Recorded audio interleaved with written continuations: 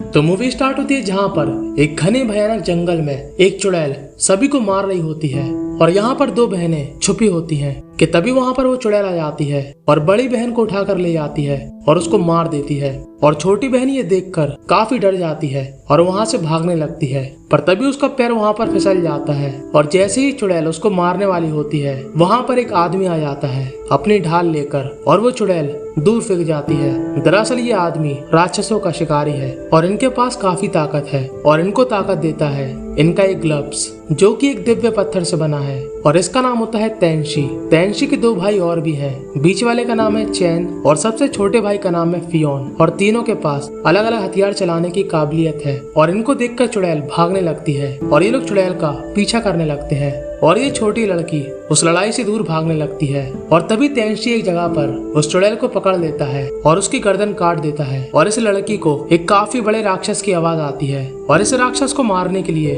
और भी शिकारी होते हैं और ये आदमी होता है इन सभी शिकारियों का गुरु जिसके पास एक ताकतवर गोला होता है। ये सभी लोग मिलकर उस राक्षस को मारने की कोशिश करते हैं, पर ये राक्षस काफी ताकतवर था और इसको मारना आसान नहीं था और ये बड़ा राक्षस इन शिकारियों को मार रहा होता है। और तभी वहाँ पर ये तीनों भाई भी आ जाते हैं और उस राक्षस को मारने की कोशिश करते हैं और ये राक्षस आग का गोला बनाता है कि तभी तैंशी आकर उसके गले पर वार करता है और उसका गोला वहाँ पर फेंकता है जहाँ पर वो लड़की थी और तैंशी उस लड़की को नहीं बचा पाता। और तभी गुरु इस राक्षस पर अपने गोले से काफी ताकतवर हमला करते हैं, पर ये राक्षस गुरु को अपने पैरों के नीचे दबा देता है। और तभी ये सारे शिकारी एक बड़ा फैसला लेते हैं, वो अपनी ताकत को इकट्ठा करके अपनी बलि देते हुए इस राक्षस पर आखिरी वार करते हैं। दरअसल इस वार के बाद ये लोग मर जाएंगे, पर उस राक्षस को काफी नुकसान पहुँचेगा और एक एक करके ये सभी लोग अपनी कुर्बानी देने लगते हैं। और जैसे ही तैंशी अपनी कुर्बानी देने लगता है उस राक्षस के अंदर से एक और मुंडी निकलती है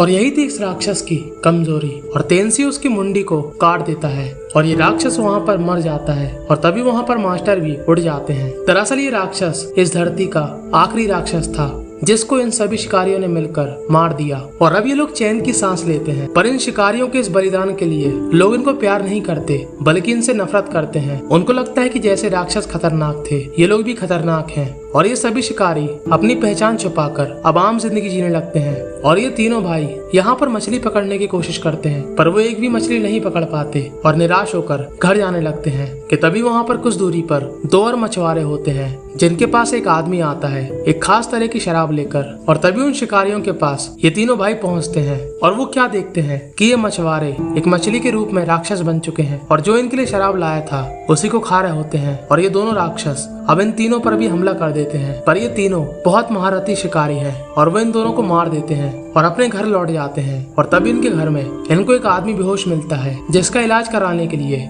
ये लोग इस आदमी को चिकित्सालय में ले जाते हैं। दरअसल ये आदमी भी राक्षसों को मारने वाला शिकारी होता है। और अब ये लोग चिकित्सालय आते हैं जहाँ पर दो लड़कियां होती है। ये लड़की इसका नाम होता है लैला, ये वही लड़की होती है जिसको बहुत पहले तैंशी ने बचाया था, पर तैंशी उसको नहीं पहचान पाता। पर ये लड़की तैंशी को पहचान लेती है और दूसरी लड़की फियोन की गर्लफ्रेंड होती है। और लैला के साथ साथ फियोन की गर्लफ्रेंड भी वो दिव्य पत्थर देख लेती है और अब फियोन की गर्लफ्रेंड उसके साथ टाइम बिताती है और तैंशी और चैन बाहर होते हैं। और तभी लैला उस घायल आदमी को होश में लाने के लिए एक जादुई हवा फूंकती है और वो आदमी होश में आ जाता है और वो तैंशी को बताता है कि यहाँ पर पास के शराब के ठेके पर राक्षस का खून मिलाकर शराब बनाई जा रही है जिसको पीने के बाद इंसान एक राक्षस बन जाता है। और जब मैं वहाँ पर गया तो मुझ पर उन राक्षस ने हमला कर दिया और अब तुमको पता करना पड़ेगा कि इन सभी के पीछे कौन है। और ये लोग उस ठेके पर जाते हैं जहाँ पर एक आदमी उसी शराब को अपने आदमियों को पिलाता है और आखिर में खुद पी लेता है और ये सभी लोग अब राक्षस बन जाते हैं। और इसी बीच पर वहाँ पर एक भयानक सी चुड़ैल आ जाती है और ये सभी लोग अब अलग अलग हो जाते हैं। तैंशी और लैला एक साथ होते हैं कि तभी वहाँ पर वो चुड़ैल आ जाती है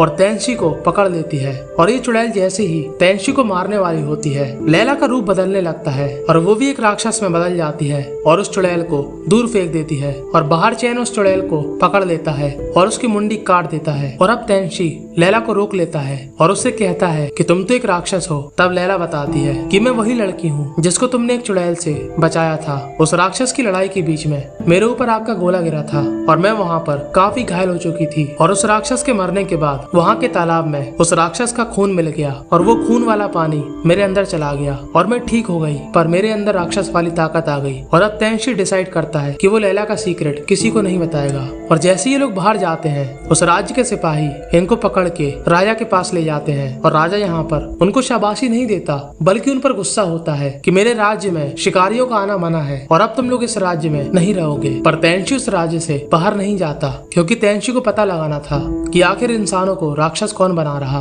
और तभी वहाँ पर फियोन की गर्लफ्रेंड आती है और उस पर गुस्सा होती है और उसको छोड़कर चली जाती है और इसका रीजन हमको मालूम नहीं चलता और हमको ये मालूम चलेगा आगे। लैला तेंशी को पसंद करती थी और अब तेंशी को भी ऐसा महसूस होता है। तभी हमको वो राजा दिखाया जाता है जो किसी आदमी से अपनी बीमारी का इलाज मांगता है। दरअसल राजा को एक बीमारी होती है और उसका इलाज इस आदमी को ही मालूम था और इसी आदमी के कहने पर अपने राज्य से शिकारियों को भगाता है। पर इस राजा का एक और सीक्रेट होता है। ये राजा अपने राज्य की लड़की को एक गड्ढे में डाल देता है। दरअसल ये राजा एक काफी खतरनाक राक्षस को पाल रहा था और वो उसको काफी लोगों की बलि भी दे चुका था। और अगले सीन में हमको इस राजा का सिपाही दिखाया जाता है जो कि एक लड़की के पास आया होता है और जैसे ही हमको उस लड़की का चेहरा दिखाया जाता है तो ये लड़की कोई और नहीं बल्कि फियोन की गर्लफ्रेंड थी जिसका चक्कर पहले से ही इस राजा के सिपाही के साथ चल रहा था फियोन से पहले। और ये राजा का सिपाही उन तीनों भाइयों को पसंद नहीं करता। अब यहाँ पर तेंशी को अपने घर में एक चोर लड़का दिखता है। वो उसको पकड़ के पूछता है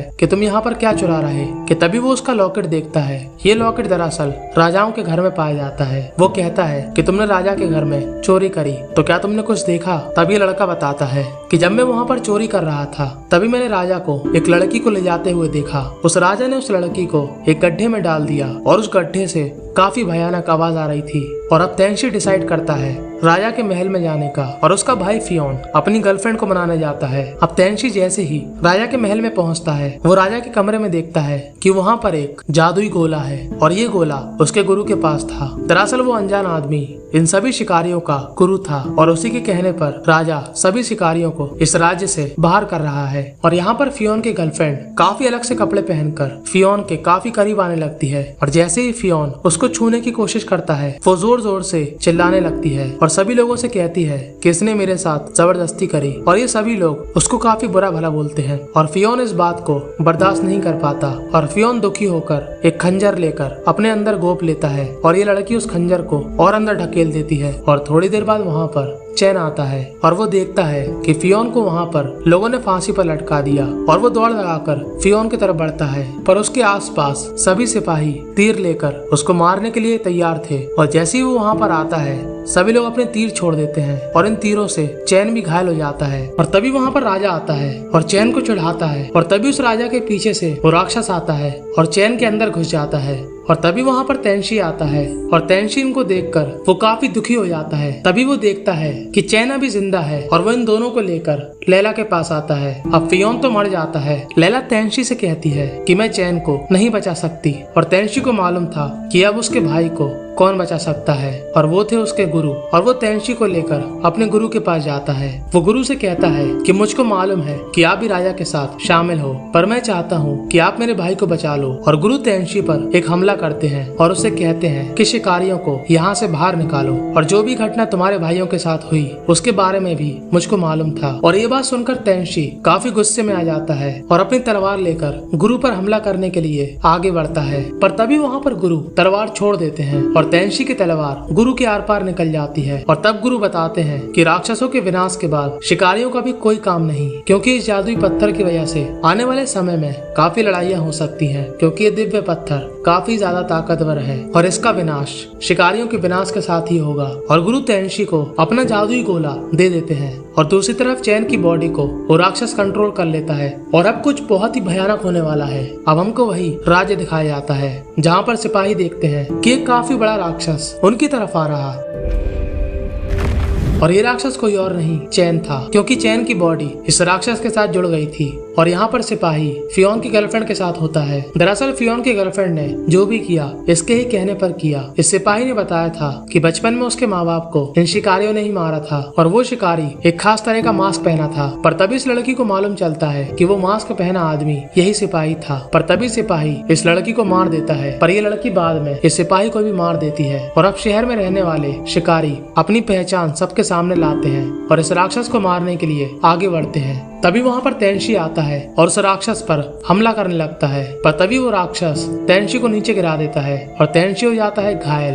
और तभी लैला उसके पास आती है और अब लैला डिसाइड करती है कि वो अपने आप को मिटाकर अपनी पूरी ताकत तेनशी को दे देगी, क्योंकि पहले तेनशी ने ही उसकी जान बचाई थी। और वो ऐसा करने के बाद वहाँ पर धूल बनकर उड़ जाती है। और यहाँ पर दूसरे शिकारी अपनी जान की कुर्बानी देकर इस राक्षस को घायल करने लगते हैं। और तभी तेनशी उठकर उस जादुई गोले की मदद से इस राक्षस की पीठ पर एक वार करता है और ये राक्षस नीचे गिर जाता है। पर चैन उसकी बॉडी से जुड़ चुका था और वो अब बच नहीं सकता था। चैन तेनशी से कहता है कि तुम मुझको मार दो और तेनशी काफी दुखी होता है। पर आखिर में तेनशी उसको मार देता है, क्योंकि उसके पास कोई दूसरा रास्ता नहीं था। और चैन को मारने के बाद अब वो अपने पुराने दिन को याद करता है जो उसने अपने भाइयों के साथ बिताए थे। और बस यहीं पर ये मूवी दी एंड हो जाती है। तो आपको मूवी की एक्सप्लेनेशन कैसी लगी कमेंट में जरूर बताना। सब्सक्राइब कर देना चैनल को और मूवी से रिलेटेड और जानकारी के लिए ज्वाइन कर लेना टेलीग्राम। और अगर आपको ऐसी मूवी देखना पसंद है तो आप इन दोनों मूवी को भी देख सकते हो।